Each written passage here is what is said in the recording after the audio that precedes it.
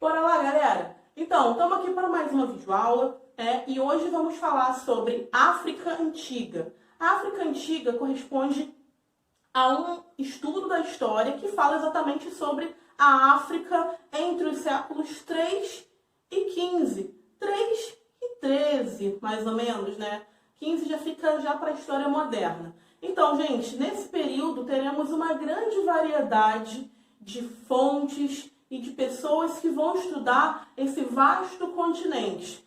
Na África Antiga, nós temos que entender a multiplicidade dos povos e das etnias que faziam parte dos reinos africanos. Sim, existiam reinos africanos no qual em cada um desses reinos existia um chefe que exercia muitas vezes o poder militar, o poder político e também o poder religioso, tá? Na África Antiga existiam vários povos, várias etnias, esses grupos sociais estabeleciam uma grande variedade cultural que é possível ver até os dias de hoje, né? Só que atualmente os estudos e a visão da África acaba se tornando muito deturpada e também existe uma visão muito preconceituosa por conta das características que muitas pessoas consideram defasadas, obsoletas, e também das grandes variedades de doenças que existem no continente africano. Mas eu quero que vocês saibam desde já que a África não se resume às coisas ruins. Temos muitas coisas interessantes para estudarmos nesse continente, como o comércio dinâmico que existia entre o deserto do Saara e os reinos islamizados, tá? Os grupos nômades que utilizavam os desertos para fazerem longas caravanas, principalmente com o uso dos cavalos e posteriormente dos camelos. Muitos desses africanos dominavam a metalurgia, o ferro, o cobre, o bronze, tá? E existiam também grandes cidades-estados, que eram cidades autônomas que se autogovernavam, tá? A questão da fertilidade no continente africano também é muito importante, porque quem não tinha filhos já era estigmatizado, né? Já era tido como um marginalizado socialmente, ok? E a religião? A religião também vai ser muito interessante, muito importante, porque vai dinamizar essas relações sociais através, principalmente, do politeísmo. Isso mesmo, né? Esse pessoal acreditava em vários deuses. E temos como principal exemplo de religião de matriz africana a religião Iorubá, que aqui no Brasil é conhecido como o Candomblé, ok? Com relação aos principais reinos existentes no continente africano da antiguidade, temos o Império de Gana, o Reino de Gana, tá? No qual foi formado e forjado através de um senhor da guerra. Esse reino era muito rico em ouro, tá? Os entrepostos comerciais de Gana serão muito importantes para a dinamização do comércio. Os escravos vão ser vendidos justamente nessa região, tá? E com a chegada dos portugueses, o reino de Gana acaba se enriquecendo bastante, principalmente com a troca de mercadorias, com a troca de escravos por produtos que esses chefes tinham grande curiosidade e interesse de compra, né? Mas a compra, ela se estabelecia através das trocas comerciais, ok? Então, Gana vai se tornar importante também porque disputa ricas regiões com os berberes, que eram os povos muçulmanos, e nesse reino também vai estar presente uma grande quantidade de lutas tribais, né? Lutas de tribos contra tribos, e era através dessas disputas onde se conseguia escravizados, tá? A escravidão na África, ela já existia desde a antiguidade, mas na antiguidade ela tinha características semelhantes aos outros povos dessa época. Ela se dava através das guerras, se dava através também das dívidas e também pela escravidão por vontade própria, digamos assim, né? Quando o sujeito não tinha condições de arcar com as próprias despesas ele acabava se escravizando, se entregando para a escravidão para ter alguma chance de sobrevivência, ok? Também nas sociedades africanas existia uma relação familiar muito importante, onde em cada família existia um chefe e desses chefes eram formados conselhos e desses conselhos confederações de chefes, ok? E através dessas confederações é possível que vocês entendam a importância familiar no continente africano. Eles tinham uma base familiar muito forte, tá ok?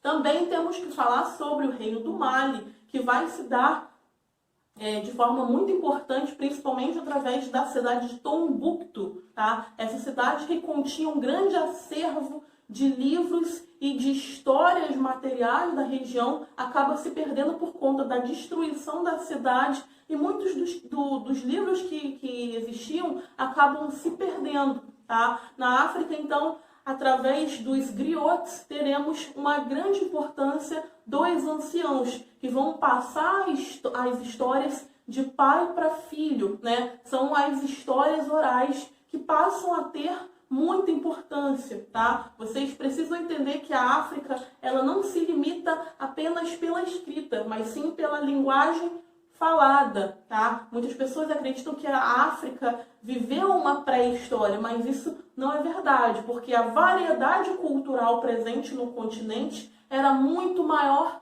do que a escrita, tá ok?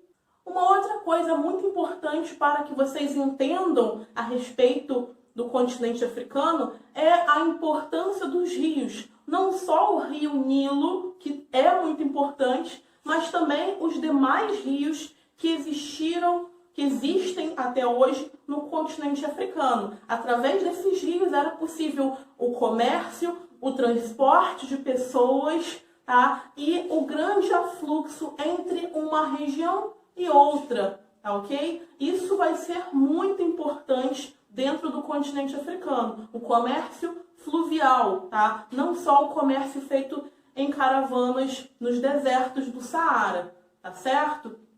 É também muito importante que vocês entendam que a África do Norte, na região do Saara, ela vai ter uma importância gigantesca por conta da cultura islâmica, da cultura islâmica que acaba se impondo de certa forma naquela região, tá certo? E essa região acaba se diferenciando da região abaixo do Saara, a região subsaariana, que é muito mais pobre e que possui muito mais conflitos étnicos e tribais. De certa forma, o Islã, por ter apenas um único Deus, acaba favorecendo uma união naquela região, ao contrário das demais regiões, onde há constantes disputas que são milenares e que existem até os dias de hoje, tá? Um outro grupo muito importante para o entendimento de vocês é o grupo Banto, né? Que vai ser muito importante principalmente através da língua, através dos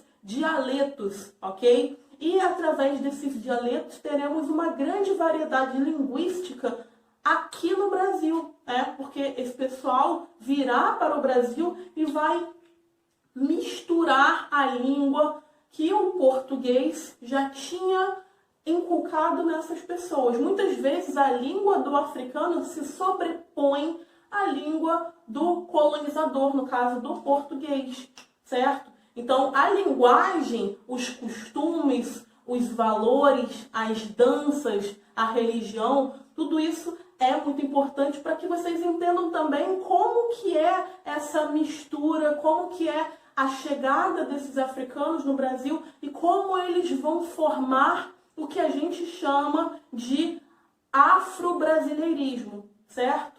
Então, sem estudar o continente africano, sem estudar as suas múltiplas diversidades, vocês não conseguem talvez entender como que é isso, como que surge essa cultura, tá? Então, muito importante vocês entenderem também que a religião muçulmana, ela vai estar presente entre os africanos e muitos desses africanos também tinham lugares para adoração, como por exemplo a mesquita de Giné, tá? Essa mesquita vai ser tão importante quanto a peregrinação a Meca para os islâmicos da Península Arábica, tá? Muitos desses africanos também acreditam em vida após a morte, por terem uma forte religiosidade, certo?